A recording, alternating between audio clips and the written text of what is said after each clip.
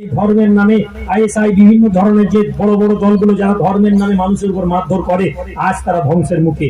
পশ্চিমবঙ্গ সহ ভারতবর্ষ আজকে একটা দল বেরোচ্ছে যারা ধর্মের নাম বলছে, এদের ধ্বংসের কারণ এরা। আপনাকে এদেরকে নিয়ে চিন্তা করার দরকার নেই। এরা ধ্বংস চাক, এরা গন্ডগোল করুক, এরা মারামারি করুক, এরা আপনাকে মারলে আপনিও জেগে যাবেন। আপনি শুয়ে আছেন, এরা যত অ্যাটাক করবে তত আপনার মধ্যে জাগতে হবে। আপনি এখন মনে করছেন আপনি সেফ আছেন, যখন আপনাকে মারা হবে, যখন প্রশাসন আপনাকে হেল্প করবে না, যখন সমাজ ব্যবস্থা আপনাকে হেল্প করবে না, আপনার হত্যা করার পরে যখন একদল লোক লাফাবে আনন্দ করবে, আপনি তখন জাগবেন। আপনি এখন ঘুমিয়ে আছেন।